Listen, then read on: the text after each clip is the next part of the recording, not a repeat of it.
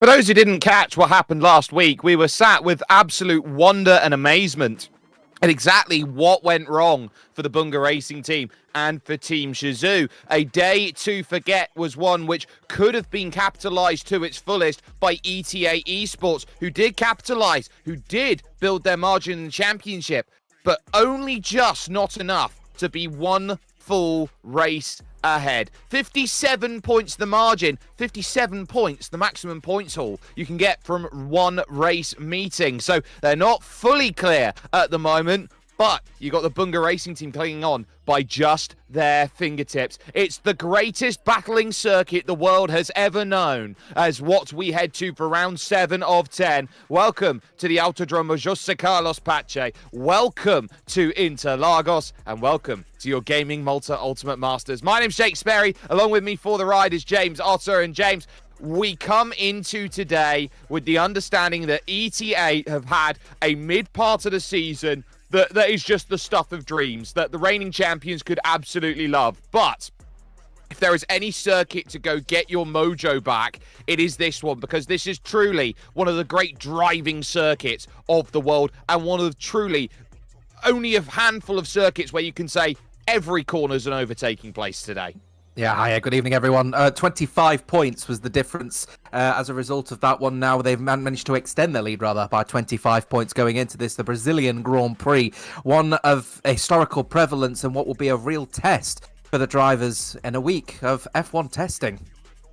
Yes, and while everyone's dyno testing to make sure that they are ship and shape, these drivers should be fully oiled, in tune, and making their works known in a show brought to you by title sponsor Gaming Malta, and also in collaboration with Hyundai, Intercom, Sunshine Snacks, Level Academy, and with JCat. But let's talk about last time out, because it was an important race last time out. Sergio Olli got himself that first place, but crucially, the reinstated second position of Bunga Racing Team Joe Murphy with the unserved 10-second penalty at the end of the race means that is an all-important point swing as far as the championship goes. TF10 Ryan finished off in third, with Project Aversia Nassim picking up the fastest lap, and Sergio Olli also getting the pole position bonus point in the back pocket. Let's bring that into perspective and what that means for the overall championship. 243 for ETA, 186 for the Bunga Racing team, so it's just still within one race meeting. And the other big thing, Top Tier Motorsports gained 3 spaces from 1 week to the next, moving up to 107 points. A tie-in points broken on tiebreakers with NLR Esports. Yeah, critical one as well, and towards the right side of the board as well, as we said, NLR Top Tier Motorsport on 107, Project Aversio on 98, and only 2 points with the Future Racing team means that everything is to play for on the right side of the board. Could be potentially be a bit of a challenge for the likes of TF10 and the Cedar Phoenix Igniters if they want to stay on the left. Yeah, that's a challenge they've got to deal with. The other challenge they've got is to stay within mathematical championship contention. You need to be at least 171 points behind ETA Esports, within 171 to still be in the title fight. And walking into today, Optimum Velocity Racing are 196 points down. So they need to find something magical to keep their championship hopes alive. But their goal will surely be chase down the Future Racing team. They've got themselves about 49 points to go and chase down to make that happen. But we will be heading to qualifying very, very shortly. But to talk about this circuit, this is one of the great tracks for battling and overtaking. You take a look down the Heta Posta, you get that chance to make that move into turn 4. The run into the center S, very crucial. But in terms of lineup, I'll tell you what is crucial. 15 different drivers walk into today from last week. Each and every single team has made at least one driver change. And for Team Shazoo, they go with the driver lineup that they were supposed to go with last week before issues for Cameron Dowds forced Gabor Santos to run into the team. So Cameron Dowds and Volakongen, they're at Team Shazoo. Yeah, the critical thing is for BRT, they found a little bit of form this week, actually. Managed to sort out what perhaps was be described as a little bit of a lack of pace when it comes to driver A, driver B. So I'm hoping, well, the gap rather between driver A and driver B. So I'm hoping that this race for BRT could end up proving a little bit of a swan song for them as they go towards the end of this season, in the hope that they could potentially put a challenge on the likes of ET8 and Team Shazoo.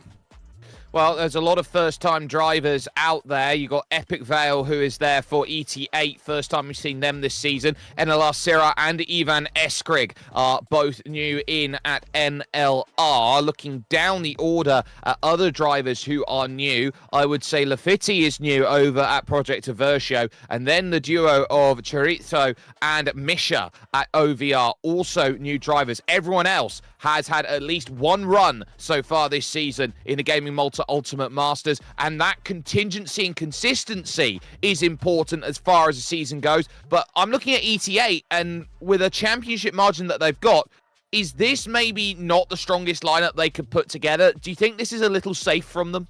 A little bit more safe on the guards of what they could have potentially fielded ET8 tonight, but Epic Vale is a very quick driver and actually in a bit of form at the moment in the esports sphere, so it doesn't surprise me that he's been fielded tonight. Brazil's one of his stronger outfits as well, so he could be one to watch. Silo and Tech are very quick around here as well, so BRT could be back in the mix here tonight. George Ansell's typically quite quick around here in for TF10 as well, and never ever discredit Cameron Dowds as well.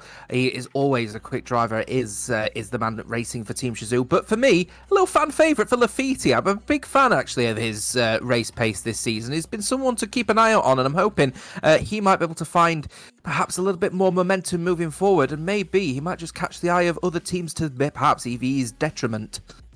Yes, and they'll definitely like to keep a hold of Lafitti if they can. We've seen as well over the course of the season, George Ansell will be very good at qualifying, but the race pace hasn't worked in the GamingMalta Ultimate Masters at this point. So that's what they're trying to navigate their way around in terms of their driver outfits as they're looking going into today. But what are they battling with here today? It's a circuit that is known very well. It used to be one of the openers of the championship. Now it's one of the later rounds and has been known for some of the most memorable final moments in racing championships out there. Who can forget 2008 and if it was Glock or not going through? But through the Senna S and the Curva de Sol onto the Heta Posta down to Desquita del Lago. This is a circuit where you need to be careful on how you set the car up. If you want the middle sector to work, you go high downforce. If you want to get that priority on the straights, you go medium downforce.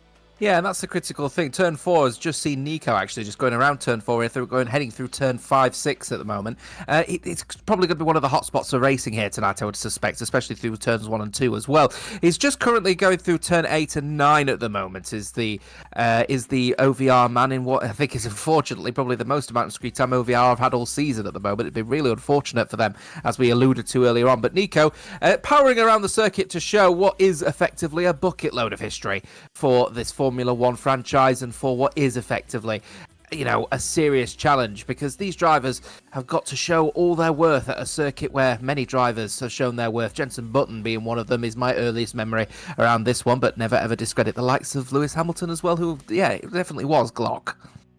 Yes, and this is also a circuit that is shortened from what it used to be. It used to be a lot longer on its run through the opening corners and had to twist back in on itself 2 or 3 times. The Skid Lago used to be run the opposite direction, so too the Hito Aposta, before they had to take the run the long rights and lefts, and Ferradura was slightly longer as a corner and less sharp, so that allowed for more of an attacking opportunity into the Hesse corner, with the end of the lap pretty much exactly the same from the middle sector onwards, from about turn 8 all the way to the end of the circuit. Qualifying, though, is going to be on the other side of this commercial break. Stay with us here with Velocity Esports Racing, because we'll find who will be on the top step with pole position in mind first, as they tackle qualifying after this.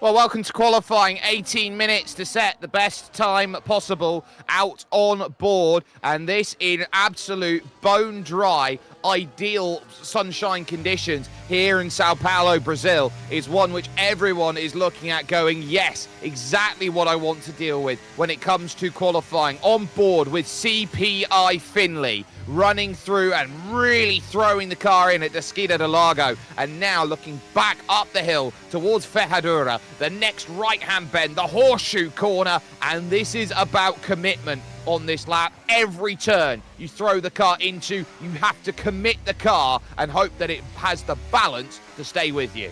Yeah, got to keep it nice and tidy through here, though. Of course, this is only just the first set of laps, and not going to be perhaps a little bit more conservative, or maybe, just maybe, people try to push the limits, find the limits around here, with plenty of lap time, or plenty of time available in this qualifying session. Going on Jun Shao, though, going round through there and off of the corner completely. Not the cleanest exit from Finlay. Not going to be the nicest of laps either from the CPI man, but he is going to keep it as close as he can. Volakongan 6.8. This shouldn't be in the 6s, and it isn't. 7.0.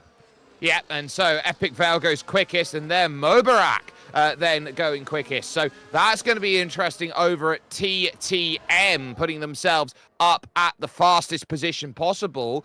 So we were expecting Leonardo in that position, so I wonder if there's going to be any words there to that effect. So Mubarak goes second because Silo, remember, who was quickest at the Autodromo Hermanos Rodriguez 1 week ago, had all sorts of troubles out there with his race efforts there as the internet decided it didn't want to play ball for Silo. So to see him on top, that's a big smile to have at the moment, but everyone else searching around is hoping that their pace is going to matter and knowing that this is going to be one of the shortest laps over the course of racing that we will have for qualifying. Just 66.5 seconds currently, the fastest time in qualifying. I'm going to be perfectly honest with you, I'm a bit frustrated that I didn't see Mubarak, actually. I knew that he was racing, and I'm so frustrated I didn't actually mention it, because he's always a quick driver, is the TTM man, so I'm expecting big things from him as well tonight. He had a bit of a shocker, actually, this week in racing. He's had a couple of missteps and unfortunately got himself in quite a big collision, actually, in the United States this week, so I'm expecting that he'll want to try and bounce back from that one for his team. His teammate, actually, down in P7 at the moment. He's agonised, though. Usually a quick driver around here. Not too quick in comparison with those around him, but pretty close nonetheless. 1,000th of a second behind Azim. His teammate Simbarox looking to try and beat him or get anywhere near Agonize. He comes across the line right now to P12, 106.885, and again, really close out there at the moment.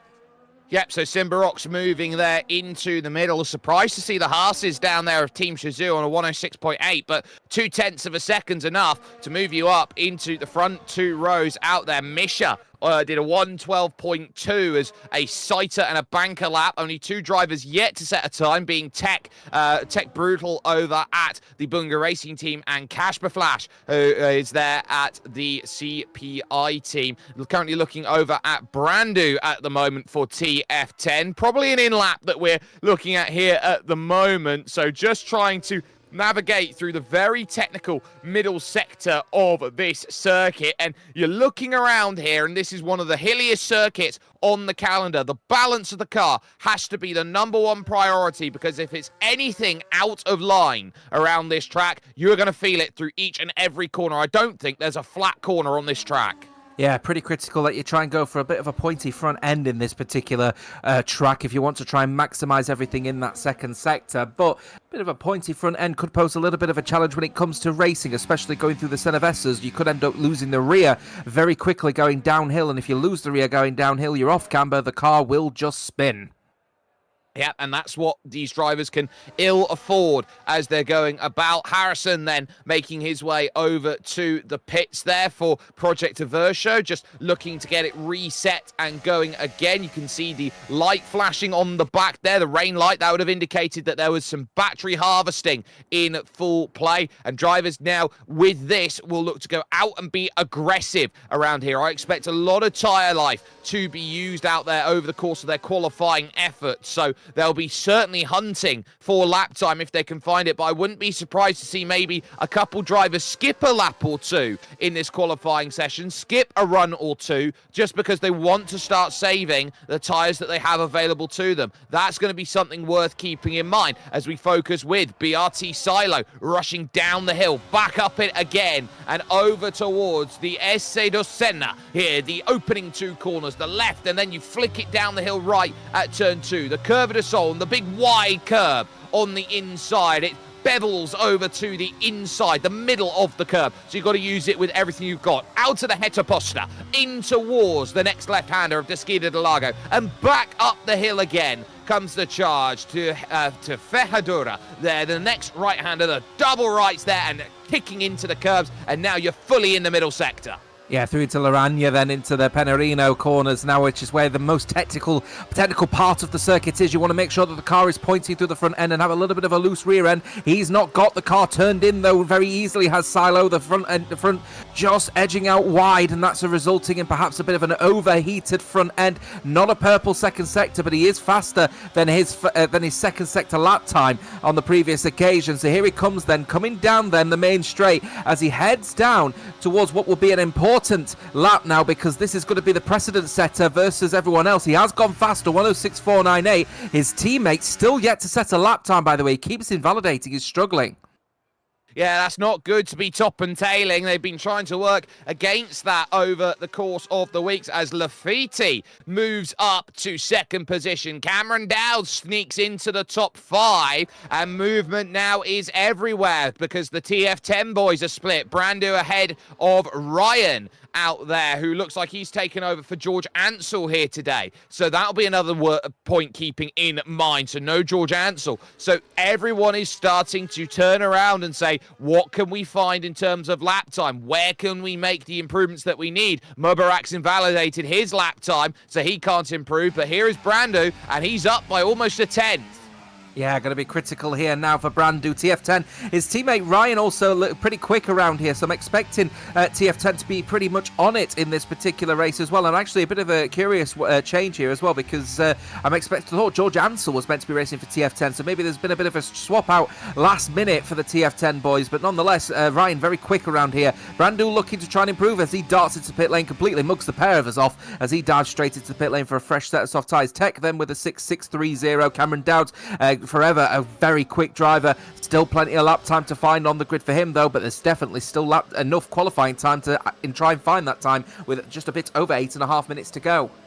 Well, up then goes Agonize to 9th place with a 106.699, and it's going to be really tough because matching that time is Harrison, and all of a sudden a 106.7 isn't good enough to be top half of the order now. So you're talking about 0.3 of a second is bottom half. I'm looking at drivers like Syrah, I'm looking at Volakongen, I'm looking at Vina, I'm looking at those drivers, and Azem as well. I'm thinking, well, these drivers surely have to make pushes into the top 10. It's just that competitive. Tex moved 4th fastest with his lap time as he dives into the pits.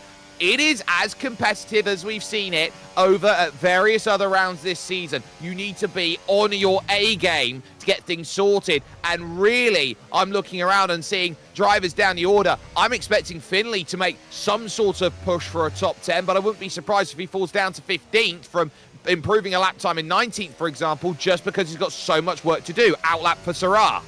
Yeah, and very curiously as well, actually, it's around about just a little bit over half a tenth separating Lafiti from Silo. I did say about Lafiti, a driver that's been really, really out of sort of sync with the likes of the rest of the EVE team. He's really finding the motions at the moment in this particular season, so I'm very happy to see him up there alongside the likes of Silo and Mubarak. Syrah comes across the line to start his lap. NLR looking to try and get into the top 10 if they can help it. But the thing is, every 100th of a second counts with it being so close out there between the drivers. It does not surprise me that maybe a tenth, maybe a tenth will see you going from somewhere like P12 all the way as high as P2 as it looks like.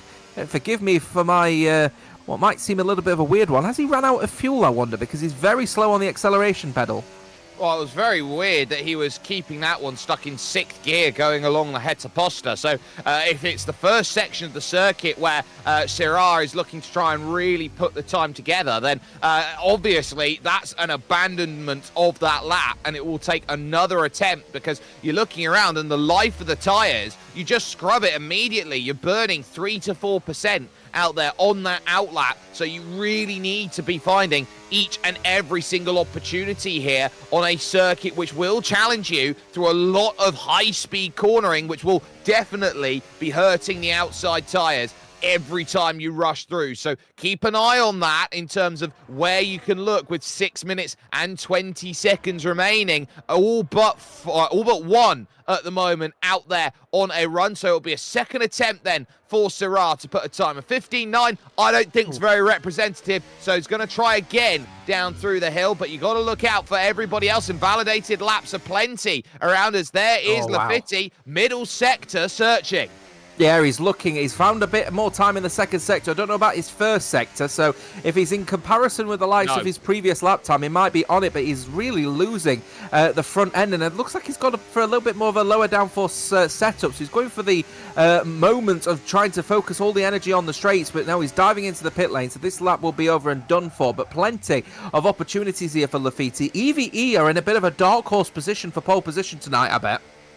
Yeah, I'd say so as well. Lafitti's definitely a candidate for it right now, as we've just seen Vina move up to 9th position, and Casper Flash went 4th, only to 5th, because Brandu responds with a 6.5 to move up to the second row of the grid. Here is Mubarak through the middle sector of the lap, up at the Bico de Pato, and now looking down the hill, the diving turn of Meguyo here, the left, and he is all over the curb like a rash, and a 10th up on top of that, and looking to challenge, but Silo goes another 10th quicker, and Tech makes it 1-2 for Bunga on a 6.4, but will this be interrupted by Mubarak's final sector over towards the line, and that's third fastest on a 6.479, so it's big for Bunga right now, and you look at where is ET8, 10th and 16th.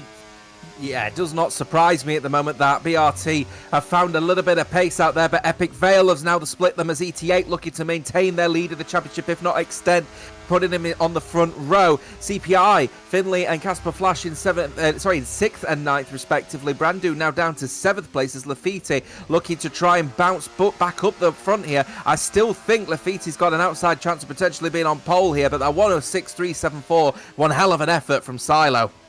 Yeah, that is a wonderful effort from Silo, and to see Epic Vale now up into 2nd position will give a lot of confidence back to ET8. They know that this is the game, and they know they can't afford to let this one go, because if the Bunga Racing team get pole position, fastest lap, and run away with this every single time, first and seconds for the final 4 rounds compared to thirds and fourths here, James, is enough to take the championship by, I think, 4 points when all things considered, because it's a 15-point difference between a 1-2 and a 3-4. So they're looking around at that and thinking, well, we still need to attack. We still need to build margin here before we can start thinking about going into that damage limitation mode. This is still very catchable in terms of a gap. Yeah, the thing is, Team Shizou are well down the order in 11th and 16th at the moment, and then you've got to consider the fact that ET8 have not managed to get both of their drivers up towards the top. Epic Vale doesn't surprise me that he's up there as well, but Azim down in 106.770, so I would have expected at least another couple of tenths on him at this point, which would have put him in and around sort of P6, P7, so it does kind of surprise me that Azim is well down the order, but there's still enough time to have another go, but I think the pressure is certainly on the ET8 man. It is 2 minutes and 50 seconds remaining. Here is Misha out there at the moment. 106.9 for OVR, who are pretty much at the foot of the table right now. 19th and 20th. Chorizo is there on a 107.1. Heftily missed Apex there through 1 and 2, and you're really starting to see the desperation from these drivers, and that is a cut of the lap if ever there was to see it. You can see now just trying to get a little bit of temperature back into the tyres to make it work, and this is the struggle that you're starting to find. When it doesn't work, it's very much like trying to put a square peg in a round hole. You just need to find something that's going to work. Yeah, unfortunately for Misha, that complete miss of the apex at turn 1 just saw him completely abandon that one entirely. His teammate Chorizo is just going through the first set of center S's at the moment. In fact, he's just going down the Retro-Aposta now, so he will be looking to try and improve on his lap, but he's a bit out of sync with everyone else who is currently just on out laps at the moment.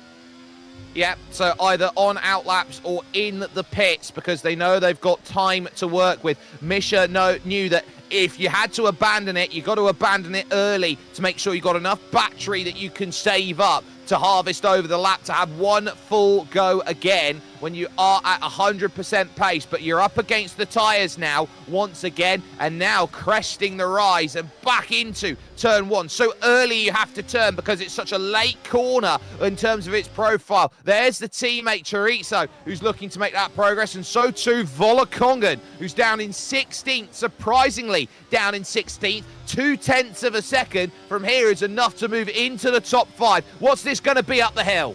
Yeah, a bit of a rough Jun Chao though for Volakonga, but we're hoping to try and get at least into the top 10 if he can help it. Shizou well out of sync with everyone else in terms of where the positions. It's only 15th fastest for Volakonga. Team Shizou are not comfortable around here tonight, and just off of the back of Misha, by the way, who is improving on his lap at the moment, to say the least. Misha, very, very Rubens Barrichello-like way of driving the car.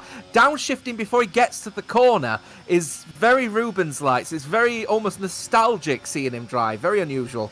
It's a very unique way of making it happen as Zem has gone up to 12th position for ET8. So that's going to be worth noting where that second car is. There are improvements around on circuit because everyone is searching for a little bit of time. Finley now in 7th position. Syrah into the top 10, jumping down the likes of Cameron Dowds and the invalidated laps which are there. Here is Cameron Dowds, who desperately needs a lap time to pull out of the pocket as Vina decides to invalidate the lap as he goes forward. Yellow's out in sector 3 and over towards the line. The checkered flag out. That's better from Cameron Dowds. Moves up into the top 5 with that time, and that was a must-need lap when it came to Team Shazoo. But there is Silo, who's to the tune right now of 400s clear of his own teammate Tech. They've got a fantastic run at the moment at the front, and this is the Bunga Racing team that needs what they can. Casper Flash has retired this one out overall, and so you're now starting to look at where you can find one final attempt out there. Finley can't improve on 8th. Harrison stuck in 10th position. Simba Rocks one is stuck 17th, and Chorito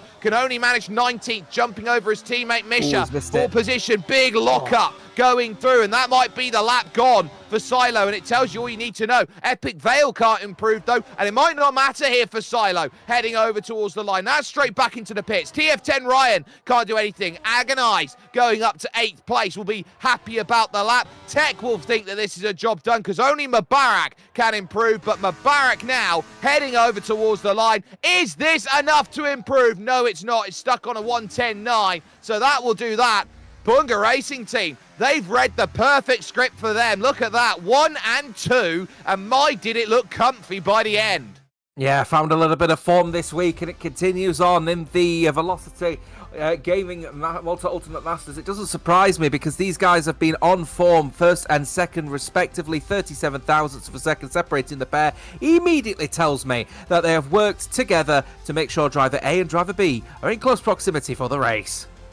Yeah, they certainly are. Epic Vale, important 3rd position there for the Alpines of ETA Esports. They'll be happy with that. And of course, the resurgence of pace coming in from the Aston Martins at top tier motorsport. They'll be very happy with that qualifying effort that they've put in. They're trying to move to the left-hand side of the board, and they are making that late season charge, which a lot of teams are looking around going, I do not want to be in their way and battling them in the second half of this season, because all of the gremlins they had early on, it looks like they're starting to fix. Yeah, ET8 and Shazoo as well are a little bit off the pace in the qualifying as well. That immediately gives an advantage to Bunga Racing team. So what a time to actually start finding a little bit of form. That means exactly they're doing exactly what they need to get back in that championship fight. And as it stands so far, they have got a few more races available to do this one. So don't discredit them. They may have fallen out of form, but you know what? If they're finding it again, they are on fire when they are on it. Well, let's talk points, because I think it's an important port of call to go to, because we are in the crunch time of the season. It's 30 championship points on offer for a race win. It's 25 per second. The Bunga Racing team pick up 1 pole position point already, so that gap of 57 is now down already to 56 championship points, and they are trying to eat away at that margin, and they'll feel like if they can get it down by a quarter, that's about the bare minimum that they're looking at. If they get it down by half, I'd say it's a job well done for them here today. Points down to 19th position, 1 point as well for the fastest lap. And, you know, you're turning around and you're saying, well, where do the points come from for all those teams? Right now, it's a championship of the top 3 and 4th down to 9th. Yeah, 57 points in total available if you get all the points. First, second, pole and fastest lap. 4 races to go, 228 points in total. And as it stands so far with BRT showing exactly what they're made of. With the last tracks of the season, of course, Brazil is where we're at now. We've got Saudi Arabia, USA and Abu Dhabi following. These are where the points are going to be. And at the end of the day, if they keep up with the form that they're trying to find, they'll be back in front.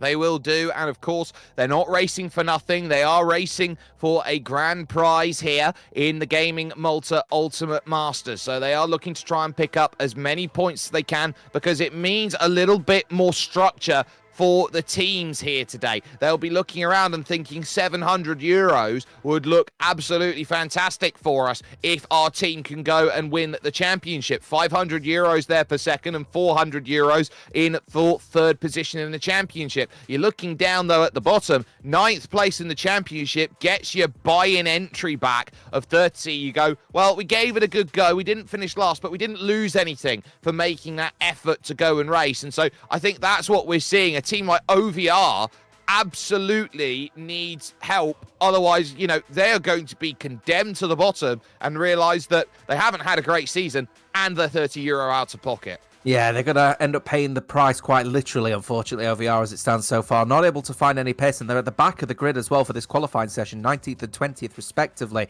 So it doesn't surprise me, unfortunately, that OVR are likely the ones that are going to end up out of pocket, as you said. Yeah, they're hoping that that doesn't become the case, and all those other teams are thinking about, well, this is an extra 10 euro, 20 euro, 30 euro, sometimes even 100 euros if you can jump up to certain positions out there and gain what's needed. We are going to be with you on the other side of this commercial break, because when we come back, ladies and gentlemen, it's strategy talk that we'll be jumping into the GamingMalta Ultimate Masters. Your grid is set, and then we'll be ready for racing action from Interlagos.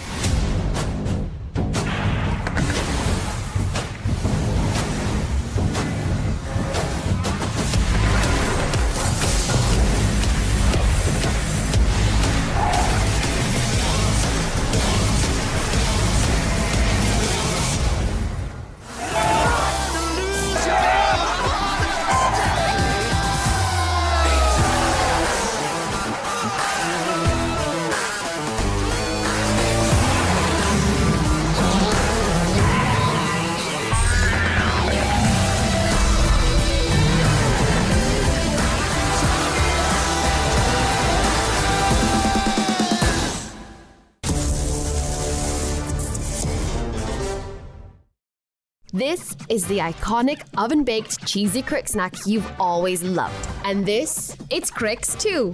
Can you spot the difference? No? That's because there isn't one. Cricks still has the same irresistible crunchy goodness, wrapped in a stylish new packet. Same delicious flavor, brand new look.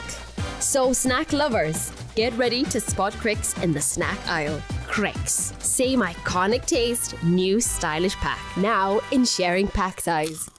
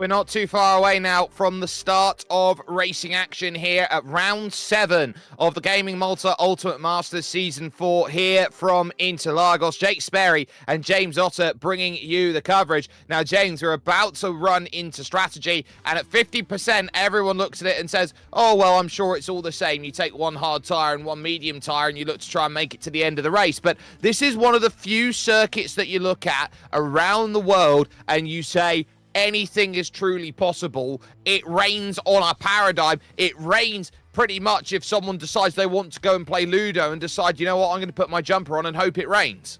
Yeah, it's a dry track. When it's on a completely dry track anyway, the dry tyres tend not to burn through too quickly, so you might be able to take a set of softs to the usual medium stint, but you have to really look after them. But nonetheless, I would expect medium and hard tyres to be the way forward, but a circuit like Brazil, as you rightfully mentioned, rain does tend to be on the horizon. 36 laps, 19.5-second pit stop, and 155 kilometres of a total race distance. Let's be candid, there is a real possibility of rain falling on the circuit. There always is, and there always will be. In that 19.5 seconds, they'll be looking at that margin in terms of when they come in and make those stops. They will be certainly hoping that there is a lot that they can navigate out with this race being brought forward. This isn't going to be necessarily the easiest race out there. You're going to have to be very thoughtful, very tactful about the way that you go around this circuit, and understanding that each and every single time you put yourself into a battle, it's where do you come out at the end of it. Because if you want to fight, if you really want to fight around this circuit, you can have a fight at every single corner, because the nature of this track is you throw the car into the corner, the line that's just outside of it, you still got always the next corner gives you a chance to fight back. The next corner gives you a chance to fight back. There's very few points where the track just closes off and says, no, you can't battle here.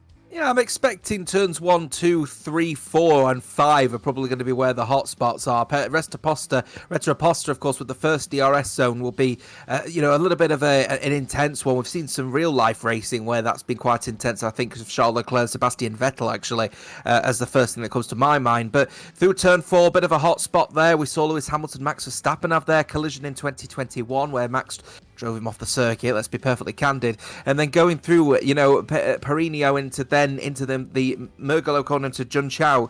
That area is what sets you up for what will be an intense battle all the way through turn 14 and 15, straight into turn 1, turn 2, where then obviously it gets intense again, and then when you think it's all over, you're back at Retroposta, where turn 4 ends up becoming quite an intense area for racing once again.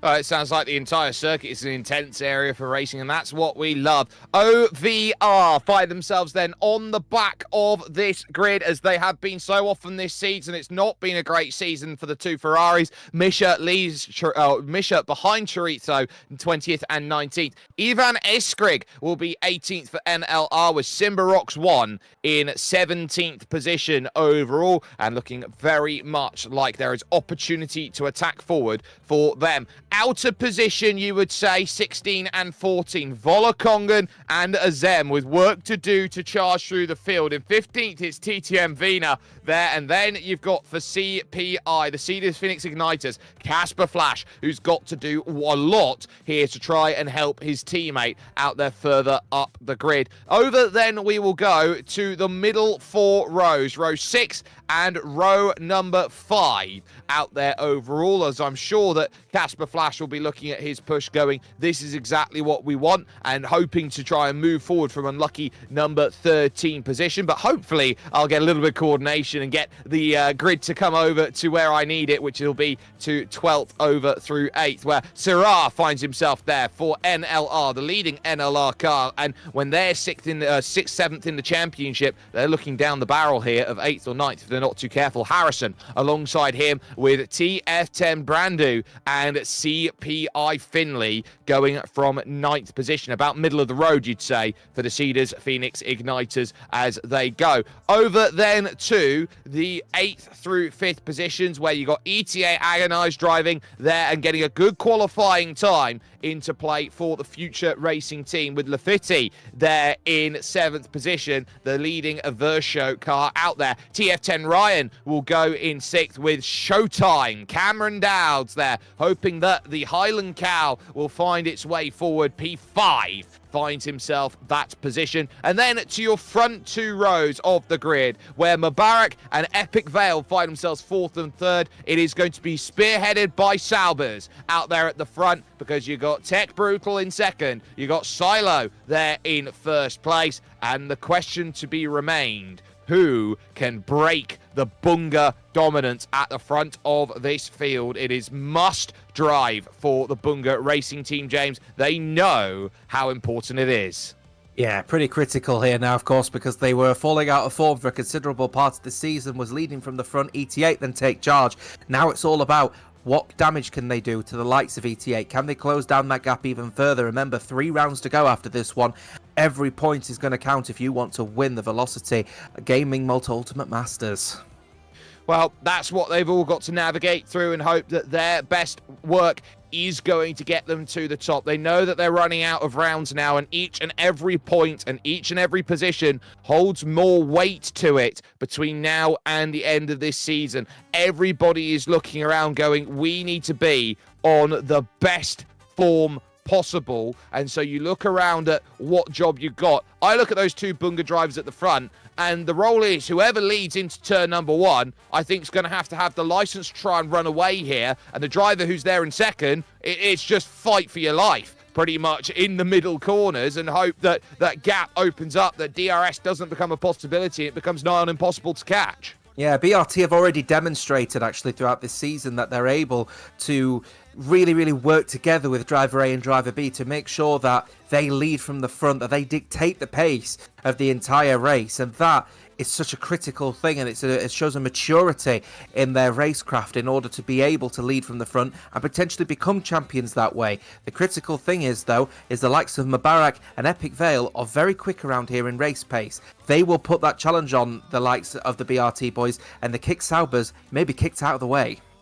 Well, it's also going to be very difficult off the start, because it's an uphill start zone for some drivers and a downhill start zone for others. If you're there in about rows 4 to 6 out there overall, it's an uphill start, and it's very difficult to get a good launch. If you're right at the back of the field, you get this massive run forward. Welcome to Brazil, ladies and gentlemen. Sometimes the threat of rain is one that always comes around.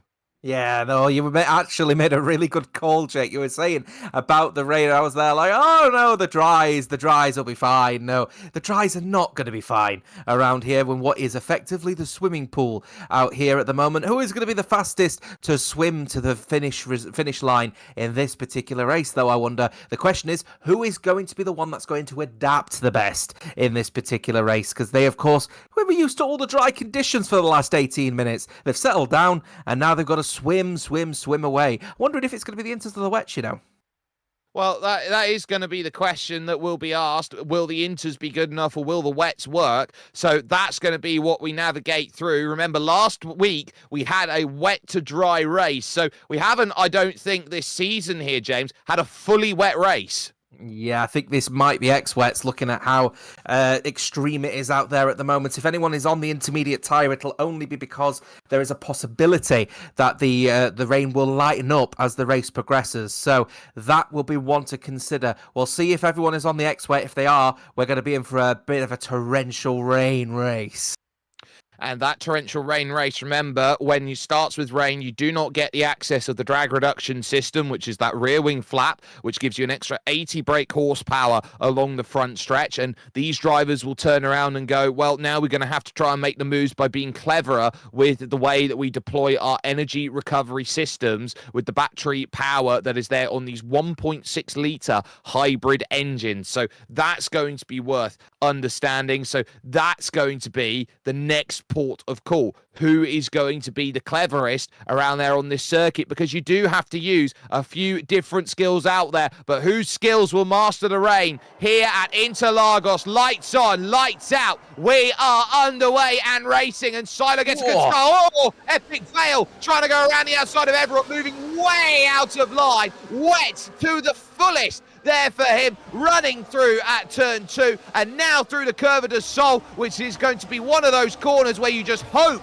for any line to be there. Silo gets what he wants. Cameron Dowd's up. Mubarak not had the greatest start out there. Neither has even Eskrig, who's now fallen to the back, scrapping through the middle of the corners. And now it's Tech back into second position, doing just what was needed. Dowd's now to fourth, and fifth is Mubarak. Not sure if we got people with potential debris on the circuit, but definitely people going wide at turn 4. Epic Vale not able to get the jump that he managed to get on Tech, and as a result relegated back down to P3. As we've got Lafiti getting in a bit of a battle here with TF10's Ryan at the moment. Remember, Lafiti qualified in P7, so this is an opportunity for him to potentially close down the gap and actually put a bit of a charge on the front 5 at the moment. As he's down the inside, he will have the advantage going into the corner, but he won't have the advantage going out of the corner, because he will be on the outside where it is steeping wet out there. I am seeing a sea of X-Wets at the moment on the cars, but there may be some intermediates, one of those being Lafiti. Oh, big tank slapper, well held. Yeah, having to really fight it there through Junsao, the junction corner, and it is a 2-1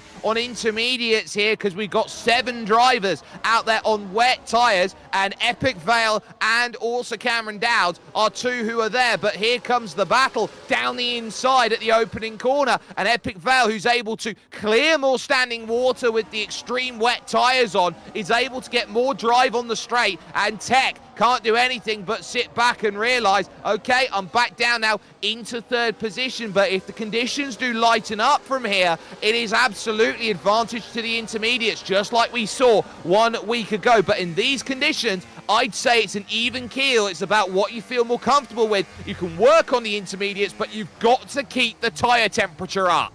Unlikely strategy call here, but this is a circuit where the tyres aren't really hammered around here. You can really push as hard as you can, and you don't really put that much wear into them. So theoretically speaking, if you're on an intermediate tyre where the conditions are going to lighten up later down the line, you might not even need to make a pit stop in this race. So I'm expecting what may have been a 1 or a 2 stop race, maybe the decision between a 0 and a 1 stop.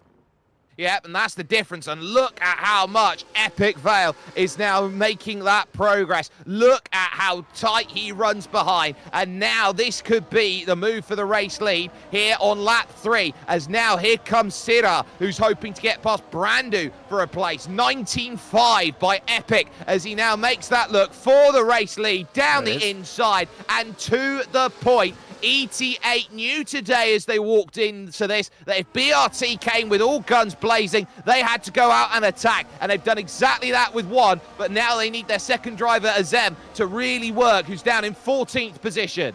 There's one critical thing, though, here in this one, Jake. Think about it at the moment. When you look at the tyres, ET8 and Shizou have both elected to start on the X-Wets, whilst BRT have both elected to start on the intermediates. So this is where it'll either be advantage to the team looking to try and close down the lead in the championship, or the team winning in the championship and then looking to try and close up on the team that's on the intermediate. So real mixed bag between the front 3 teams. They don't know what is the best course of action. They don't agree on what the best course of action is. One thing is for certain, though, it is definitely very wet out there, and the X-Wets are definitely the better tyre at the moment. When are the Inters going to be the one, though?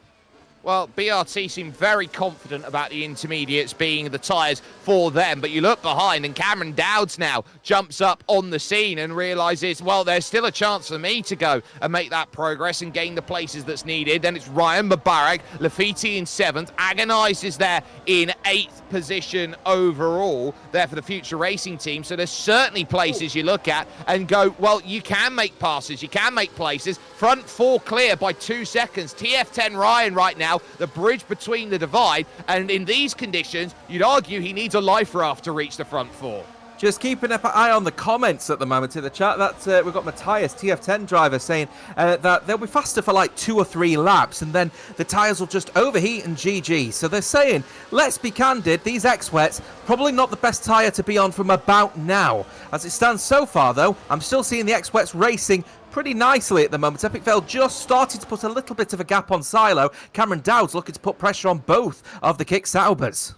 Yeah, and this is where Cameron Dowds needs to be in best position because it is starting to just get a little bit closer right now as Epic Vale is still with that 3/10 margin at the front of the field, and you're seeing a little bit of clearance of the standing water going through a couple of sections. So if this track is drying out, which it looks like it might just be threatening to do ever so slightly at the moment, that's going to be where we're starting to see that movement. And again, the intermediate tyres being a very unique case in terms of what this race could be. Silo up the hill then, giving chase at 0.2 of a second, not close enough to make a move right now, but they're in this holding formation at the moment. They'll be happy with what they're doing right now because they'll be looking around, and if this does stay wet for the entire way, it does look like it's going to be a one-stop race. This is going to be a very tough one right now, and I'd say for wet and intermediate, we are in that crossover period where I think these drivers are going to start looking around at everyone else, and the next 2 laps are going to be the more important ones for the drivers who are maybe looking back. So keep an eye out on those. Speaking of which, Misha just making a pass or a battle with Harrison right now as we focus on Cameron Dowds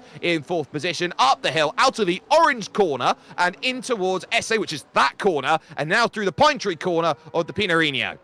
Yeah, critical thing now. The racing line is starting to form. There's a bit of a dry line starting to form on the circuit. That's going to potentially begin to overheat the X-Wets at the moment and bring in the intermediate tyres. So you may see some of the X-Wet runners now go off of the racing line to cool down the tyres in the puddles on the circuit. You were mentioning about Harrison as well. He's been hemorrhaging positions left, right and centre down in 19th at the moment. So he's really suffering out there and he's finding no comfort on these intermediate tyres at the moment. But I reckon he's probably just not acclimatised to these current conditions at the moment.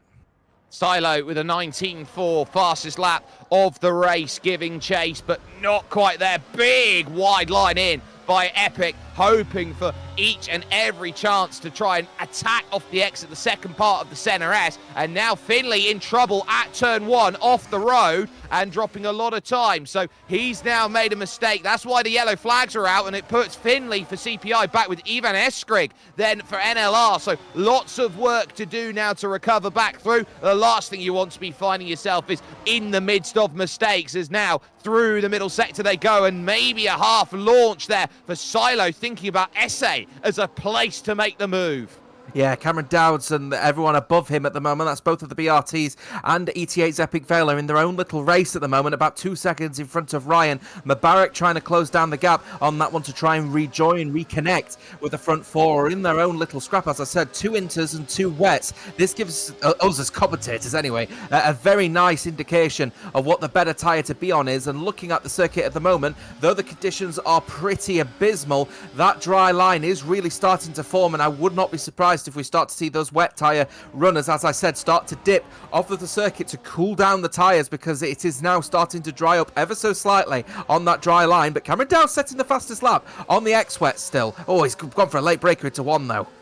Well, the one thing to know is that the times aren't going down massively at the moment. We're talking about it being a 0.2 of a difference maker as Casper Flash scraps with Volakongen, who's up 6 at the point at this time, up 5, and getting it sorted. Harrison with a 3-second time penalty. Volakongen absolutely ruthless in that pass. Casper Flash turns around and goes, what do I do? Where do I find? Because behind now is TTM Vina and ETA Azem now side by side. Big push off the road there for Azem. And also back they go, scrabbling about in the wet. It's as mucky as you like through Fehadura. Back on the inside goes Azem, and you think it might not be worth much, 13th place, but every point counts for the championship leaders. Yeah, very, very risky at the moment as well, because they can't see each other on the circuit with the amount of spray being kicked out as the ETM Azim is really trying to show his worth here. Yellow flags being waved for a car that's gone for a half spin. I'm not even sure if that's as a result of the incident between Casper Flash and Azim, but as they keep on battling at the moment, going into Jun Xiao, Vina is now behind Azim as he tries to close down the gap on Casper Flash. People saying in the chat, once again, how are the wets still holding on at the moment? This is a circuit where the tyre degradation is not that aggressive. What is aggressive, though, is this move potentially coming from Azim, who dives down to the inside line, and Vina gets that move done on Azim. Is he going to go for the double? Oh, here comes an RB down the inside as well. Magnificent racing between the three of them. Brilliant. This is all for 12th. Can you believe it? Well, Simba tried to rock one to move into 14th place, but he couldn't quite get there, and now realises that this is not yet what's needed. I'll attack back at turn 4, fighting on the inside, hoping to get the line, gets the line on Azem, and now that makes the move up into that 14th place, but caught out off of the drier line, and that very much puts that reality back into play once more. So this becomes another game of just holding back and hoping that there's going to be another way to drive through. But Azem losing out now and back into 15th position, and this is not the backup that Epic needed up at the top of this field in P number 1. And we talk about Slipstream being important. It is fracturing out there right now in terms of the top groups as Agonized and Syrah start scrapping about. There's ghosting in play here with this one, so Syrah I think is going to say, well, K Syrah, whatever will be when I make this move. Yeah, pretty critical stuff here for ETA as well. Remember, they're in the scrap. They're in the scrap, of course, tried to close down the gap. Pardon me, that's not ETA, of course, that's the RB of FRT in their own scrap with NLR on the right side of the leaderboard as they try to battle on themselves. Syrah now up to 9th place on the set of wet tyres. Critical thing, though, at the moment is Azem is coming in, so I think he's definitely got to have got damage as a result of that incident that he was involved in. He's switching onto a set of inters, though. The wet tyre runners are now still within touching distance of the inters, but again, is that down to the low degradation of this circuit, or is it genuinely still wet enough out there? That dry line is starting to become pretty prominent. I am surprised the wets are still as strong as they are now. Yeah, they're still up there at the front, and there's still that weight. We're at a quarter stage of this race, and seeing Azem in move on to the intermediate, this is a chance to just get a little bit of time running. Might need a bit of help out there from a safety car or a virtual safety car to try and get a little bit of time back, because it's 15 seconds to try and chase down at this moment in time. But at the front, it is still Epic Valet who leads this one with Silo, with Tech Brutal in 3rd, with Cameron Dowds in 4th, and a 2.5 second margin to TF10 Ryan, who's still a threat in this race, but just that, a threat. Here comes the look, side by side, the long road hard travelled, needed here by Tech as Mubarak sets the fastest lap of the race. Still not quite positioned to make it happen, but that's a great run through the Curve de Sol, and surely now comes the opportunity here. Scrapping over to the inside. Epic, not much that can be done, pulling to exactly side by side, but later on the brakes, running around the outside. That's an excellent bit of defending there by Epic, who's using all the tricks of the trade to stay ahead. Yeah, fabulous defensive move around the outside line. It was basically, he knew that move was going to be done, so he knew that he had to make the overtake effectively on the inside. Oh, very close to the BRT boys. Caught napping a little bit there. Was Tech versus Silo. But I tell you, Epic Vale round the outside. But as I said, basically had to attack defend, if you will, to try and sort of hold on to that position as much as he could. Remember, being on that wet tyre means that if he goes off of the racing line, he's in the very wet part of the circuit, and that's perfect for these tyres. The perfect way to defend out there, that you can use the outside line, and the dichotomy between wet and intermediate is making itself known out there on circuit. Front four continuing on their chase, and Silo and Tech just biding their time at the moment, not needing to be uberly aggressive with how they go and construct this move, but they've got a long way still to go here on lap 11 of 36, and you'd feel as well that the intermediates are due to come in and make a pit stop in this race. It's effectively like having a soft and a hard tyre in a wet sense in this battle. That wet tyre can go a very long way in terms of its wear. It doesn't wear out nearly as much with how much treads on it compared to the intermediate. And remember, of course, because this is a circuit of low degradation, as I said earlier on in this race, these guys could theoretically go to the end of this race right now if they wanted to. It could be a zero-stop race. So it depends, though. Is the track going to remain wet enough? Is the rain going to continue to fall hard enough that the wet tyre is going to be at least a decent tyre to be on? As it stands so far, it is. But I'm keeping an eye out on the battle happening with Ryan at the moment, who has now closed the gap below 2 seconds. Yeah, so that's starting to come back in here. TF10 Ryan trying to push, and a lot of people looking around at the gambler's fallacy right now. Oh, well, it's been slowly getting drier for 10 laps, so surely the wets will overheat here on lap 11. They're not. They're keeping themselves honest here in this one. Middle of the pack now. Casper Flash finds himself in the middle with Volakongan, and also you got Agonized, who's a second there, or at the front of this train, a second and a half behind Sarah in the wet-tired NLR Esports McLaren at this point. But here's the CPI car looking behind right now, because here's Venus searching for a move, and he did very well when it came to Silverstone before everything fell apart for him. But still, it's a patience game. It's a patience ploy that's needed once more. And Cameron Dowles just sits and comfortably waits here in that fourth position, not trying to push Tech here for third, but Tech doing a good job here as a rear gunner. Fastest lap comes in for a Zem, a 19 flat. Yeah, fresh intermediate tyres for him, though, so a little bit out of sync with everyone else. Remember,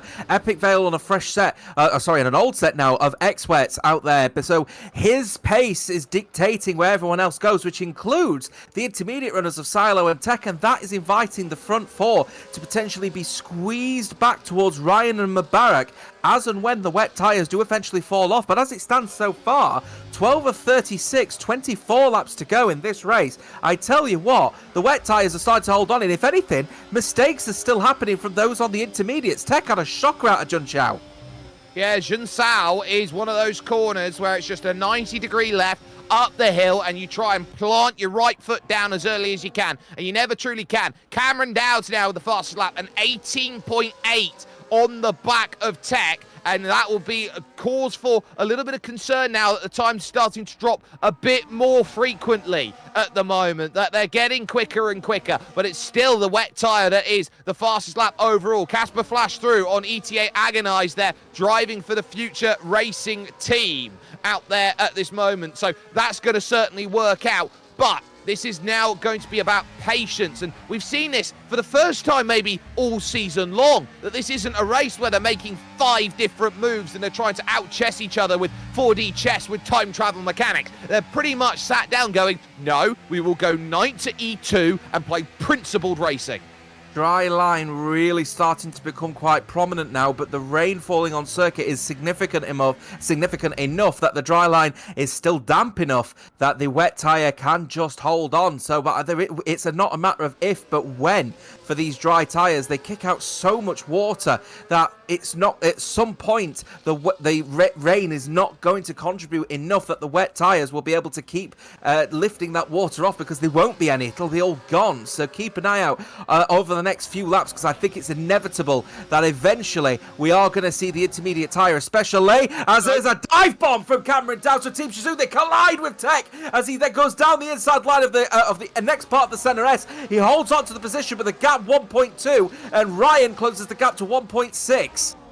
Well, they're going to start allowing them back in again, and now it becomes a group of 2 that follows a group of 2 that follows a group of 2. And in these wet conditions, as there's a massive kick up over the grass there on the exit from Cameron Dowd, you start looking around and saying, well, it's Noah's Ark Sim Racing right now in these wet conditions. They're 2 by 2 by 2 as they now look to try and get themselves through. And this is where you're looking at Cameron Dowd. This is where Tech plays his game perfectly. He gives Silo the license to go and attack and realizes, my job's simple. Cameron Dowds may not pass. Yeah, challenge is, though, is that Cameron Dowds is looking mighty quick all of a sudden. And I think it's probably because he's recognising with the fastest laps coming in thick and fast, that would indicate that the track is starting to improve, and that is a really bad situation if you're on the X-Wets, because that means you'd rather be on an intermediate at that point. He is getting closer. Is he going to go for the move on Tech? Is he going to move himself into P3 and start to try chase down Silo? Gap now 1.5. It's going to be fairly critical for Cameron's race that this overtake is done. Is he going to go for the dive going into turn 1? He certainly will do, and it's a little bit cleaner than the last time, and he's up to P3. Showtime gets it done and moves up to the podium. Cameron Dowd with a pass on Tech, and now Tech needs to go and get aggressive here because he's allowed a bit of daylight between himself and his teammate Silo, and this is not in the Bunga script for what they're trying to accomplish here. So there's still work to be done. gaps to try and be chased down. Azem with the fastest lap once again, an 18.7 gets put down on the board. So there is still that case of drivers are improving. But Azem, who's got 8-lap fresher tyres, can only go a 10th quicker than the leaders. Side by side, Volokongen and Vina. This now for the top 10 and out through Ferhadura, now into SA. And look at this train of 5 go. Casper Flash, then you got Agonize and his teammate Simba Rocks 1. And remember Volokongen on the X-Wet as well, so he's maybe holding people back if the X-Wet is not the tide to be on. Oh my goodness me, what a dive down the inside from the RB of Agonize, trying to chase down Casper Flash for that move for P12. But it's so critical now for the X-Wet drivers to really get on with it, because now they know that they're going to have to make a pit stop imminently. If the rest of the intermediate tyre runners also make a pit stop, let's be honest, it might be pretty soon that actually they're going to end up matching strategy and everyone will move on to an intermediate tyre. So those that started on the X-Wets have actually gained massively as a result of this particular race. Here he comes then, down the inside does Volokongen. He understands that it's now high pressure and highly critical for those on the X-Wets, as he now moves up to P10. Well, you look around, you say the halfway stage of this race might be the best time. If it stays wet the entire way through, Inter might be the play, and so too might wet Inter to try and just cover off any sort of strategy that's there. Epic and Silo, 1 and 2, and 2 seconds clear of Cameron Dowds, who's not making any inroads. In fact, he's falling back. Ryan's within a second now, and so too Mubarak trying to hold on to the coattails of Ryan. So TF10 have brought themselves a player to the game. So too Top Tier Motorsport, who are looking to move to the left-hand side of the table. Yeah, this is going to be the very, very interesting part. If you like your strategies in Formula 1, folks, get your notepads out, because it is going to start to get quite intense here. We should be seeing people pitting for a 50-50 pit stop around about lap 18. So it won't be this lap, it will be potentially the end of the next lap, where people will go in for their in-lap to pit for a fresh set of intermediate tyres. However, if you're on a set of intermediate tyres, as I said multiple times in this race, this is a circuit of low degradation. They could theoretically go all the way to the end and do a no stop. That would be a bold call, and those that have pitted, those that were on the wet tyres and have started on the intermediate tyres, those on the wet tyres might have forced the hand of the intermediate runners to potentially just say, you know what, these have been quicker, we might have to take the gamble. Well, it might have to give chase, and that's going to be big. 18.5 now from Azem. Remember, it would be old wets versus new intermediates. Would that happen? And I do love the way that Silo works on his downshift then. He waits for the latest possible moment here to make that downshift, because he's trying to use here as much engine braking as he possibly can. Yeah, very, very easy way of sort of racing around the circuit is by letting the engine do the talking for you. Try and avoid using the brakes is a very nice way to avoid a lockup, because you're not using your brakes to actually get a lockup. So it's such a nice way to do it as well, especially in these wet conditions. Later on the brakes, going through Jun Xiao then for Tech as he tries to close down the gap on Cameron Dowds. 2.5 seconds the gap, but still at the moment the X-Wets are still raceable at the moment, and I have a feeling it is going to be a 50-50 split. Surely at the end of this lap we're going to see people pitting. We'll see though. We certainly will, as there is Cameron Dowds checked up by Tech at the moment, who gives that chase. TF10 Ryan has done a great job of holding on in this group, and the pace not there from Cameron Dowds right now. And look at that for the first time. Moving over to the right-hand side, speeding penalty is into the pits. Comes Ivan Eskrig, and that's going to be worth keeping in mind, because they'll be going from flat out here at 300 kilometers an hour there or thereabouts, trying to get it slowed for the pit lane marker. So Ivan Eskrig picks up a penalty, and also in his Misha at the moment. Round the outside, Vina tries on Volokongen, who still holds his ground, heading up to Ferhadura. Yeah, he's still on it at the moment. Simba Rocks 1 trying to close down the gap on Vina. Still around the outside, though. This move surely not going to be on. He'll tuck in behind. Look at the curiosity when it comes to the particular strategy, though. One for the notepads, folks. Ivan Eskrig, 10-second time penalty for speeding in the pit lane. He's pitted in on a fresh set of X-Wets. He doesn't believe the Inters are the right tyre to be on. Curious. Well, it's a very bold call by Ivan Eskrig. If his man in the pits has said, his engineer has said, it's going to get a little bit wetter from here, then my word, would that be a bold call all over the curb on the exit of Meguyo, and that could have been troublesome. Now, there's a spin down in the final sections out there. I think that's Chorizo, who's had a moment coming out of the Bico de Pato, so that's where the yellow came in. Syrah comes into pit. Yeah, here we go then. This might be a critical one here for Syrah now, as NLR will be hoping that they'll be able to make an inverse in strategy here. Are they both going to do the same thing with as they did with Evi Eskrig? Are they going to put him on a fresh set of wet tyres? No, Syrah are on a fresh set of intermediates. They've split the strategy, as these guys at the moment between 9th and 12th are really battling so hard at the moment. Brilliant racing between all 5 of them at the moment. It's getting really critical as we're back towards the front. Tech still trying to chase down Cameron Dowds, but the X-Wets are holding on quite nicely as Silo has started to really put a bit of a pressure now on Epic Vale. The pit stops are going to be imminent for these guys. Is it going to be this lap, or are they going to leave it as late as they possibly can? Well, that's the question. Epic Valet, they're leading at the moment and still holding his ground. Silo has definitely got a bone to pick and a lot to prove out there, and you can sense there's a lot of wheel work coming in from Epic right now for ET8, because this is a championship drive. He knows he's got to be at the front, and in he comes from the race lead. So he can only go to lap 19, make that pit stop. What tyre he goes on to is a telling factor in the long and short of this race, as also follows in is Mubarak. We've seen Ivan Eskrig back in to the pits once again. Harrison's had his stop, but that is a fresh set of inters. Fresh set of inters. He's off of the wet tyres. He thinks that the intermediates are probably the better tyre to be on, as the race will continue in its current form at the moment. Will it dry up, or will it just continue to fall in favour of the intermediate runners? And there is your position changes, which suggest a massive mix in all of the drivers out there as well. And look, 9 positions gained for Simbarox 1 and 8 for Vina. But remember, pit stops still need to come into the equation at the moment. But what is a real mixed bag out there? The question is the undercut going to be powerful enough that Silo and Tech Silo and Tech certainly are going to have to consider potentially staying out and doing a no stop, or are they going to take the gamble and go for that pit stop, knowing they may end up falling behind? Well, that's going to be their question here. What can they do to make that find happen? This is where you're looking around at all of these drivers and hoping that there is a solution on the horizon. Now here comes the drive from Brandu. This is attacking Lafiti for position here, and an educated move, you would feel right now, is needed in this race. Where do you find that right place to strike, and where is the big charge that's going to go forward? The lunge down the inside from Brandu is there, is sorted, and is made. A good pass.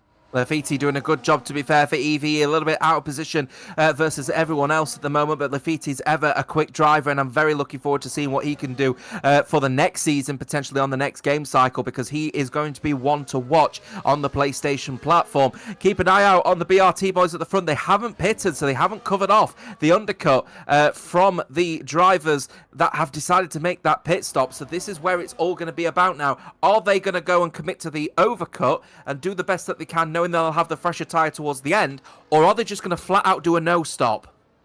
Well, here's the trouble, and it's where Epic has fallen out in terms of this race. He's sat down, and he's right in the middle. He's only just got through on Agonize, then in the V-Carb out there for the Future Racing team. He's still got to get past Simbarox, and then he's got to get past Vina, and only then will he have clean air to go and use the fresh tyres that he's got. So he's come out in a horrible gaggle of cars right now, and I think that BRT realised this and go, well, now we can just go and extend our stint even further and go and overcut him like this. This is exactly what's wanted. And also you got that scenario of you got 13 seconds to try and chase down. Can you do it a second a lap?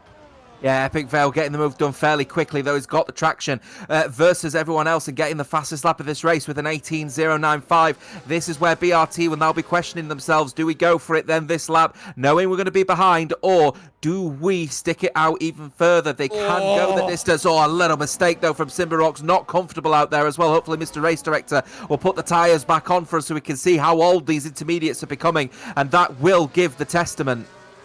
It will do, and I think it's a case of from the start, by comparison, 22 lap old set intermediates aren't playing ball here at Interlagos at this stage. Epic has now given himself the value to go out now with this space. It's 7 seconds to Lafitte. And if anybody pits in front of them, it's now the case of now work your way around what everyone else is doing. This is going to be where the race is won or the race is lost. So now you sit and look at it and go, well, Epic's there. Mubarak, by comparison, back there in 12th position, has a lot of work to do. Round the outside, Casper Flash, quick as a flash. Flash Gordon will approach, but at the moment, it's Casper Flash who makes the move. Oh, but losing the rear on exit, John Shaw, and he's still actually wheel spinning going through the gears, so and not comfortable at the moment on these now old intermediate tyres. Agonize trying to put the pressure on. They decide to make the pit stop, though, as Agonize retakes P10. Epic Veil with the fastest lap, 17.7.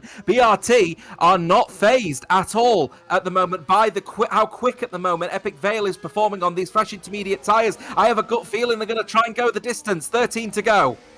13 to go, and it's about 15 seconds here, the margin to the front. So I would say that this is the race, and it's all about how can you hold up and chase. You've got to make the move, and it's 6 drivers. You've got to find a way of passing out on track. This is the middle they've got. This is the latch, the first latch to get to the top, to get to the penthouse suite. It's Lafitte and Brandu, and if you can get past these two, if you're Epic, then that's the race. You can then chase down the main groups of Ryan, of Tech, of Cameron Dowd, and of Silo with much more of an advantage. If there's any key to what the times are doing right now, Epic is the canary in the coal mine for everybody else. It's too late now to come in and make a stop. If you do, you're going to drop so much track position and time. Huge slide from Chorizo up against Volakongan, who's gone through on fresh intermediates. Yeah, 38 points as it stands for TF10 as well. They'll actually close down the gap on Team Shizou as it stands. Not by much, though, with Cameron Dowd, who, can you believe, is still on a set of X-Wets. 23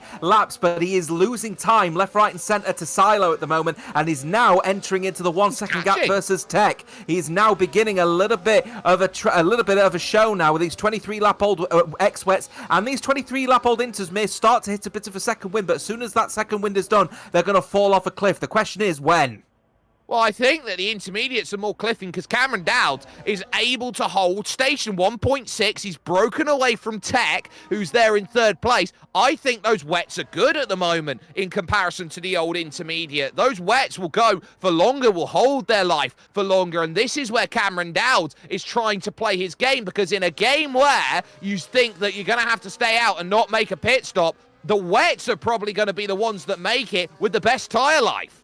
He's beginning to close down the gap as well on Silo. It was 1.6, is now 1.4. So forgive what might have been an assumption that the X-Wets are starting to fall off, because clearly they're not. And Cameron Dowd's really managing the tyres so well, and they've been so efficient out on circuit. As I said, this is a circuit where degradation is pretty low, but this is exceptionally low at the moment between these drivers. And there's a reason why these are the best drivers in the world, because they're able to do things like this. Epic Veil is chucking the car of left, right, and centre to try and get to the front, but he is running out of time.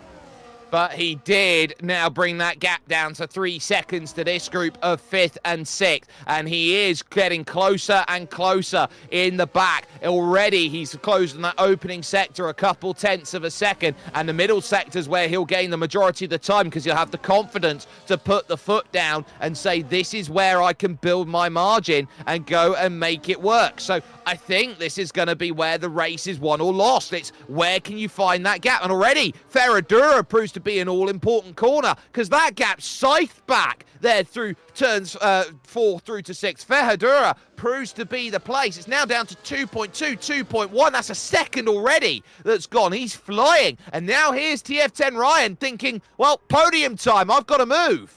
Yeah, here we go then. Keep an eye on that one as well, as we've just got a world champion in the chat as well. Mateo, ET8 driver, asking the question, and I think ET8 are now starting to wonder, why did we make this pit stop? If the world champion is saying, I don't know why we pitted, that may be alarm bells starting to ring for Epic Veil and ET8. It might be an absolute blinder from the likes of Lafitte, TF10, Cameron Dowd, and BRT at the moment, who are going the distance. They may be setting fastest lap after fastest lap, but he's only got 10 laps to go. Well, I would say trust the process because there are still chances to win this race. It's not out of the realms of imagination. Silo, your leader. Cameron Dowd in second for Shazoo. Then Tech, the second of the Bunga Racing team in third under immense, copious amounts of pressure right now to essay that corner on circuit. And TF10 Ryan is still not close enough to make it happen. And still you start wondering. Still you start thinking. Now it's caught for P7 out there on circuit. Now it's caught. Now how quick's the passes? I'll be keen to see if the race director can switch over to P7, actually, because Epic Vale is really starting to do that push now on Brandu, because it is going to be all about now. It's so critical that these moves are done as fast as possible for Epic Vale, who's just coming around Jun Xiao now, hopefully back down to P7 at some point, Mr. Race Director. We want to see this one. Epic Vale gets the move done on Brando. He's now beginning a chase against EVE's Lafitte. It's going to be tight. It is, so he's got one. Now needs to try and get the second. I don't think he's going to get it here into one. But now as we focus, TF10 Ryan staying close, trying to hold this back in terms of where this move goes. Now, where is it going to be? Desquita del Lago is going to be an important place to try and make that move. Looks over to the left-hand side as he tried to make it right-hand side of screen. Didn't work, but on the back stretch for P6, now is there going to be the move done into Desquita del Lago? No, it doesn't look like he can make it on the mini-map, so there's still going to be a little bit of patience needed here. A full lap for Epic Vale to try and get through this, and still it's trying to be unlocked by TF10 Ryan. Massive saw of the wheel to try and get through. Yeah, we really want to see this battle with Epic Vale, who gets the move done on Lafitte, going through Perenio at the moment, so he's really on it at the moment. Now into the top 5 is the ET8 man, and he's got an 8.3 second gap to the people in front of him. He's got clean air, and he's got fresher tyres, but he hasn't got a lot of time left to potentially pose a challenge on those at the front, who, by the way, Cameron Dowd, still only 1.4 seconds back on Silo. How are these X-Wets still reasonable at this time? This is unbelievable. Here's TF10's Ryan. Is he going to put a challenge on Tech going into turn 1? It's going to have to be a late breaker, but on this occasion Tech is able to hold on, but he's got a better apex as Ryan. This could be the move. He's setting it up down the Retroposta going into turn number 4. This may be the one that you have to consider. He's on the dry line. Is he going to go for the dive down the inside line? It looks like the Kick Sauber is defending it like a lion, and they maintain position 3 and 4.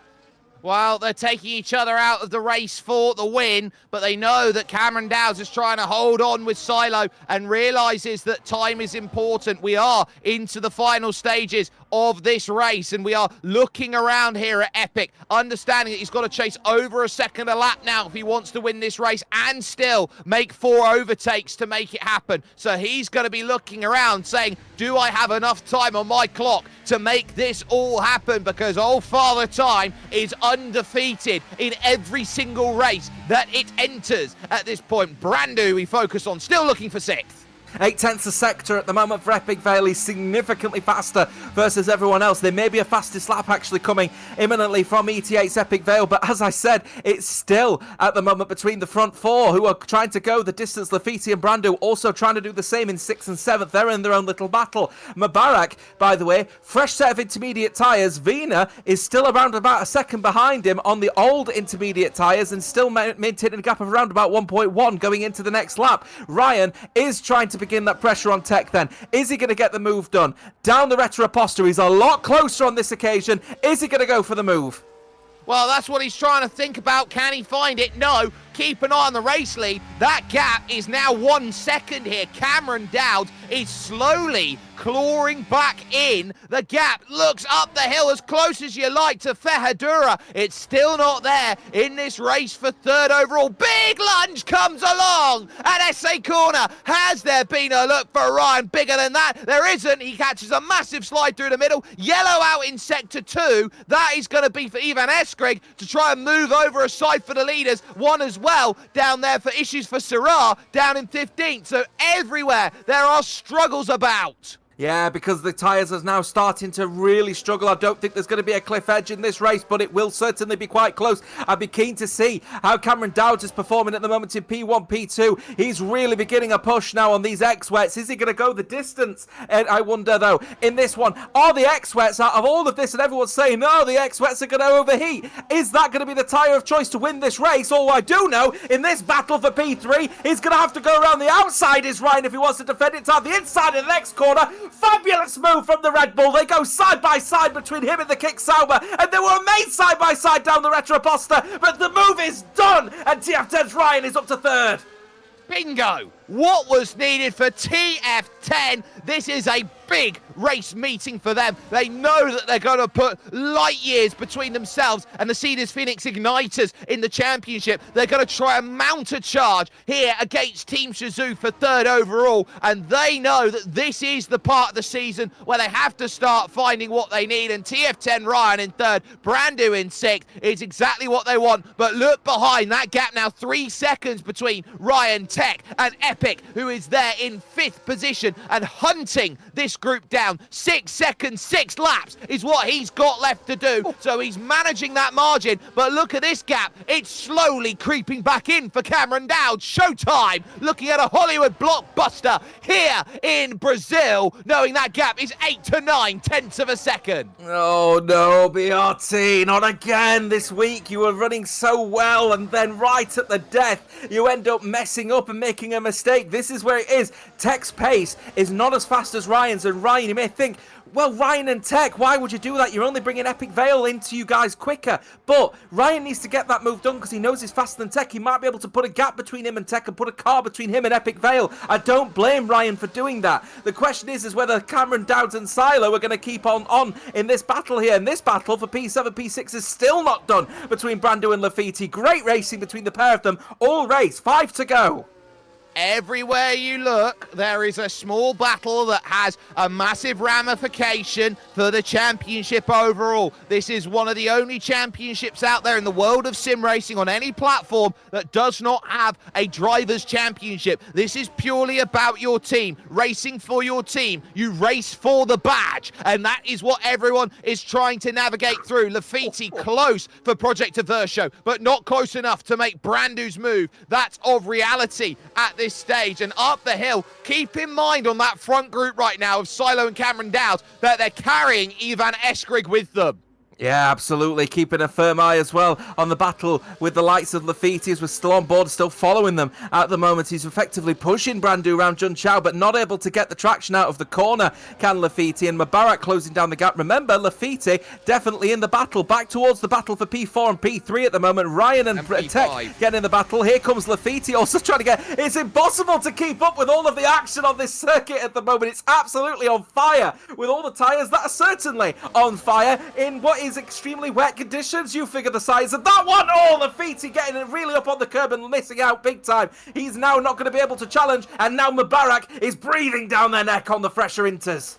And now Epic's on the back of the group for third. So Tech now has to play rear gunner for his teammate. And if he can hold him up for even a lap, he's done godsend in terms of what he needs. TF10 Ryan also needs to find defensive traction out there. There's 4 seconds between them and Cameron Dowd, and there will be 4 laps to go when they cross the line. So for Epic, he's got to get this done immediately. Absolutely immediately. It might be a best of third for him if he can't chase down the group. But remember, if Silo and Cameron start battling and playing games against each other, that gap goes like anything. And now up the hill, this is a magical run that's coming from Epic. Tech, look out left, look out right, look out up, look out down, defend, attack to defend. Even he'll go down to the inside. And now, this is the best way to do it. Rolling roadblock.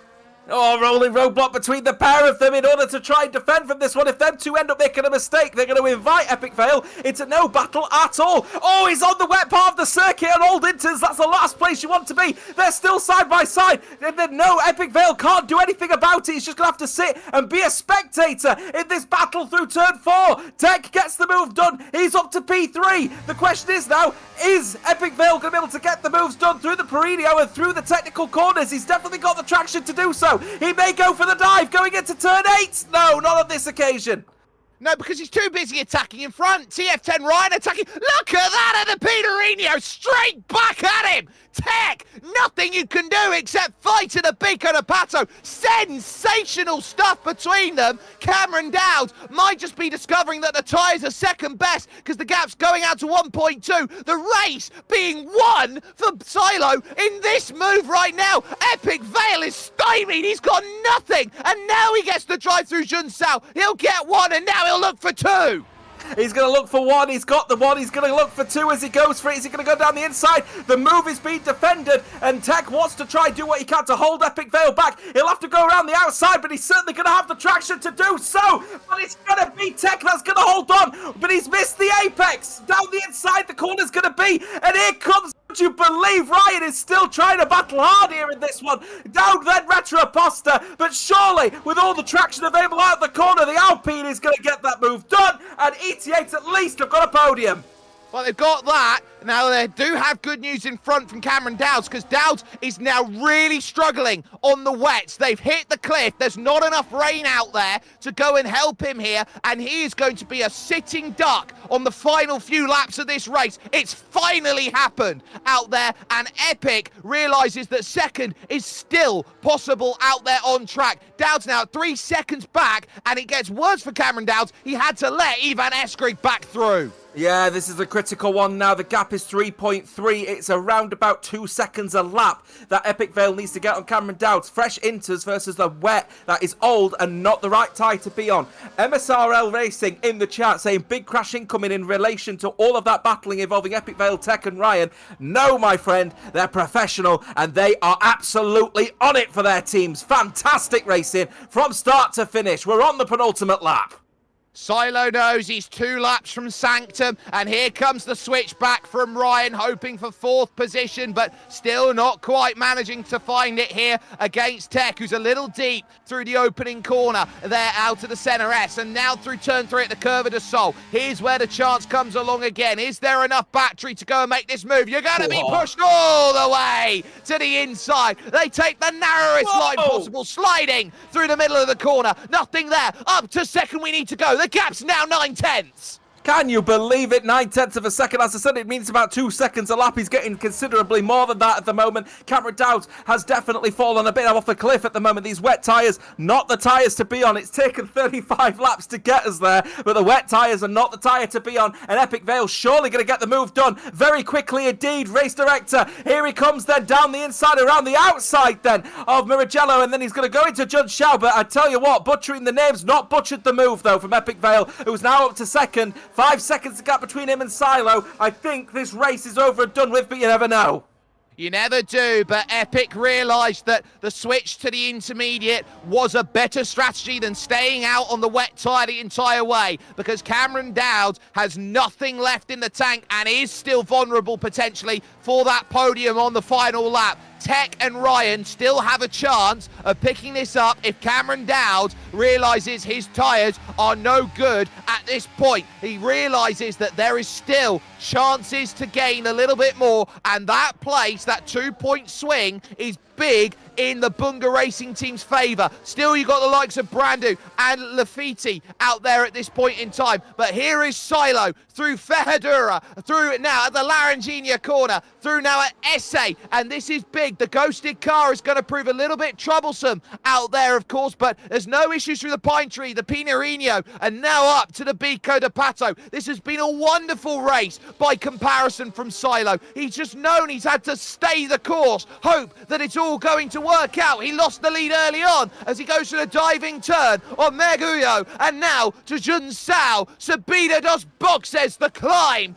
back up to the pit. This has been what Bunga have been hoping for time and time again. The Arquibancadas will stand in unison. Silo comes to the line and wins, but look out for third, because it's a drag race for Cameron Dowds and Tech, and with all of the weight of the world on the line, Tech ran out by a 10th. Oh, such a shame that we missed out on that one. It'd been lovely to see it, but Cameron Dowds managing to make 36-lap-old wet tyres, ex-wets, go the distance to take a podium. Grand effort from the Shizou man. Grand effort from ET8 to get back up to P2 after the pit stop. But BRT are the ones that are going to gain massively off of the back of this one. Nonetheless, 30 and 20 points, 50 points for this particular race is a massive points haul, considering ETA have got one driver in 13th and Shazoo have got one driver in 11th. This championship is not over, folks.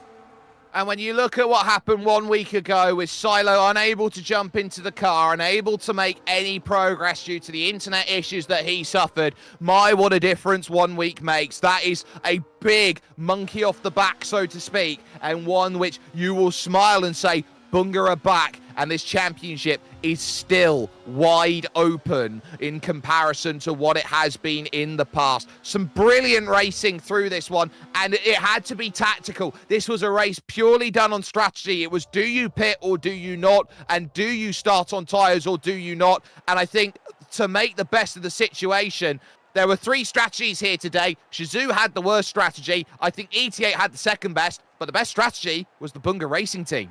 The Bunga Racing team just take the tyres all the way to the end, and I think they were forced into it a little bit from the ex-wet runners that also, one of them decided to actually go the distance themselves anyway.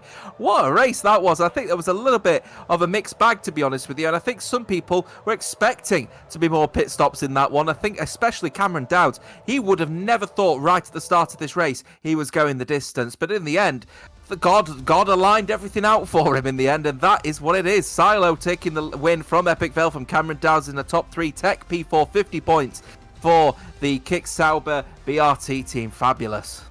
Only 2 drivers who are in the top 10 made a pit stop today, which will tell you what you need to know about where the strategy game lay overall, that staying out will give you more of a result out there, and that was mega in terms of this one. BRT will say, well, we never left. We've always been up there. We've always been challenging. That's always been the case. But ETA have had such a strong part. This is the first real shot back in about a month and a half from the Bunga Racing team to say this is a championship, and that gap will probably halve right now from 57 to about 29, 30 points there or thereabouts, and they will know that there are 3 power tracks to end this season outright: Las Vegas, Jeddah and Abu Dhabi. So when you're looking at those final 3 rounds, surely the continuity of who is your best drafter, overtaker, thinker, and ultimately your best low downforce driver, I think is going to be the best for your final 3 rounds of the championship.